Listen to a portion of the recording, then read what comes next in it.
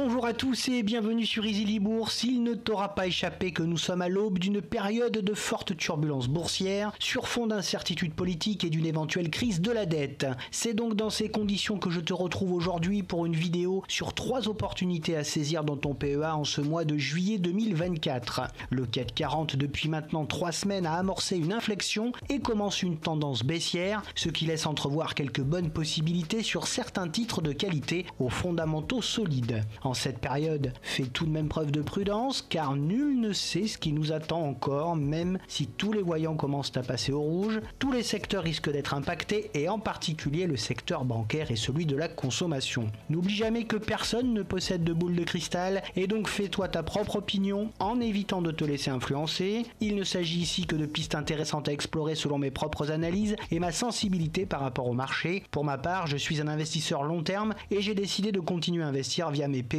et PEA PME Boursorama afin de profiter d'une éventuelle chute des marchés. Mais avant de commencer, comme d'habitude, si jamais tu n'es pas encore abonné et que tu apprécies mes vidéos, alors n'hésite pas, c'est totalement gratuit, ça me fera super plaisir et c'est le meilleur moyen que tu peux apporter à la chaîne. Voyons maintenant ensemble les 3 opportunités que j'ai décidé de te proposer en ce mois de juillet 2024. Tout d'abord, la très belle Verallia. Verallia n'est autre que le 3e producteur mondial et le 1er producteur européen d'emballage en verre pour les boissons et les produits alimentaires. Ses activités sont réparties de la manière suivante: les vins tranquilles avec 30,2% de ses ventes, l'agroalimentaire avec 16,6%, les spiritueux avec 15,8%, les bières avec 11,7%, les vins pétillants avec 12,2%, les sodas avec 11,1% et enfin les autres produits avec 2,4% de ses ventes. La répartition géographique de son chiffre d'affaires est dispatchée entre la France avec 24,3%, l'Italie avec 22,4%, l'Allemagne avec 15%, l'Espagne avec 14,9%, le Brésil avec 6% et les autres pays avec 17,4% de son CA. En 2023, le groupe a produit plus de 16 milliards de bouteilles et de pots en verre. Il dispose de 34 usines de production verrière, de 5 usines de décor et de 12 centres de traitement du calcin dans le monde. Avec un chiffre d'affaires croissant de 3,9 milliards d'euros en 2023, Verallia emploie plus de 10 900 personnes à travers le monde. En ce qui concerne ses fondamentaux, son résultat d'exploitation est en forte hausse en 2023, mais devrait baisser en 2024.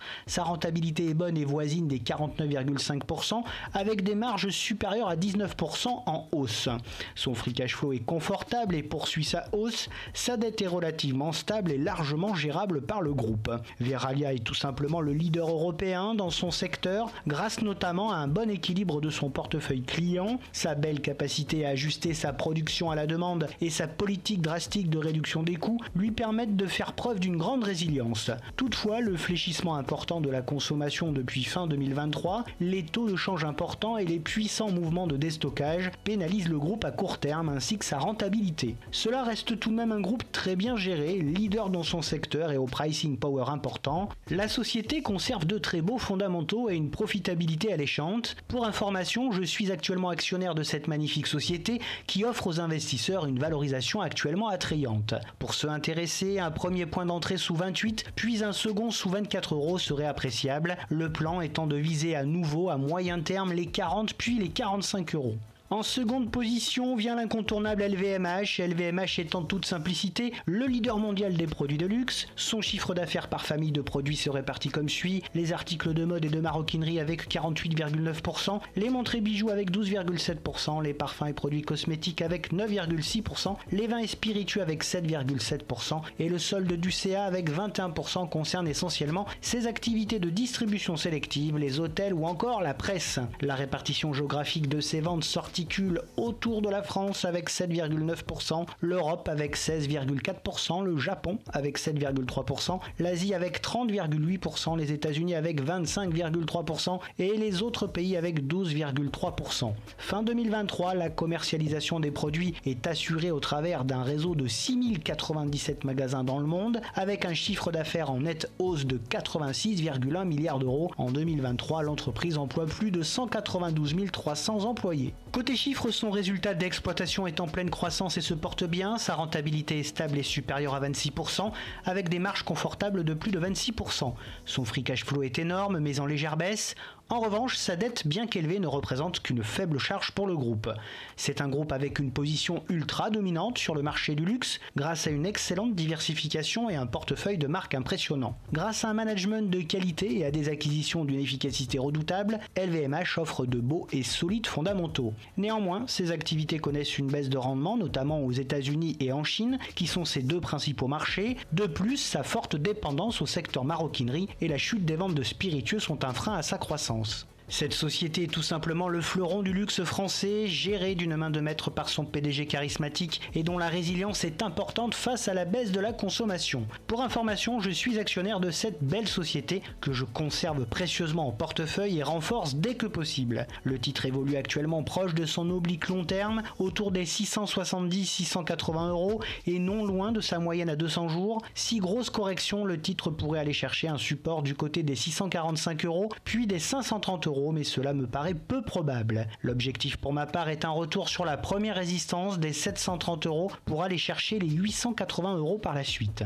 En troisième position, je vous propose la moins connue des trois, Equasense. Equasense n'est autre que le numéro 1 français de l'édition et de l'intégration de progiciels destinés aux pharmacies, aux hôpitaux, aux établissements de santé, aux laboratoires, aux maisons de retraite et aux professionnels de la santé. Ces ventes sont réparties entre l'édition et l'intégration de progiciels aux pharmacies, avec 74% de son chiffre d'affaires, l'édition de solutions informatiques aux établissements sanitaires et médico-sociaux avec 14,2% et le développement de solutions et d'infrastructures pour l'e-santé avec 11,8% de son CA. La répartition géographique de ces ventes est la suivante: la France avec 89,7%, l'Italie avec 5,4%, la Belgique avec 2,9%, l'Allemagne avec 1%, le Royaume-Uni avec 0,8% et l'Irlande avec seulement 0,2%. Avec un chiffre d'affaires de 220 millions d'euros en 2023 et attendu en hausse en 2024, la société emploie plus de 1200 collaborateurs dans 7 pays d'Europe. Son résultat d'exploitation est stable et attendu en hausse en 2024.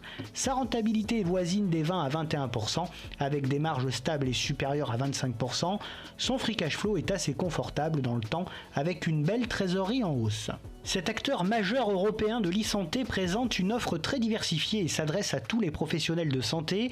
Il a fortement bénéficié de la digitalisation dans le domaine de la santé et continue de s'étendre grâce à de judicieuses acquisitions. Mais malheureusement, le groupe reste très dépendant du marché français et doit faire face aux baisses d'investissement, notamment dans les officines. Sa croissance reste inférieure à celle de ses concurrents et ses innovations s'avèrent très coûteuses. Pour ma part, je considère Equasense comme un groupe de qualité à la croissance régulière et offrant une activité fortement récurrente et rentable. Je n'ai plus en ce moment d'Equasense en portefeuille, après en avoir eu pendant un long moment. Je me réserve la possibilité d'y revenir au vu de sa consolidation actuelle. Un retour sur son support des 41,50 € datant du Covid pourrait lui redonner suffisamment d'impulsion pour aller chercher les 60 € dans un premier temps, objectif sur lequel je commencerai à alléger ma position. Sur les 3 opportunités proposées le mois dernier, Edenred, Interparfums et Rémy Cointreau, aucune n'a eu un sursaut d'orgueil dans ce contexte compliqué. Toutefois, rien n'est perdu puisque sur du moyen long terme, cela reste de beaux dossiers. Bien entendu, cette liste d'opportunités PEA pour le mois de juillet 2024 ne reflète que mon propre ressenti et n'est sûrement pas un conseil d'achat ou de vente. Je n'encourage personne à investir dans ces titres sans avoir étudié de près leurs fondamentaux. Bref, n'oublie pas de liker la vidéo si elle t'a plu, à t'abonner à la chaîne et à activer la cloche des notifications pour te tenir au courant dès la sortie de mes prochaines vidéos. Tu peux dès à présent retrouver sur la chaîne les analyses de bon nombre de sociétés. Pour te tenir au courant de toutes les dernières nouveautés de mes investissements, tu peux également me retrouver sur Facebook, Twitter et Instagram. Je te retrouve avec plaisir la semaine prochaine pour de nouvelles analyses et n'oublie pas en attendant qu'investir, c'est préparer ton avenir.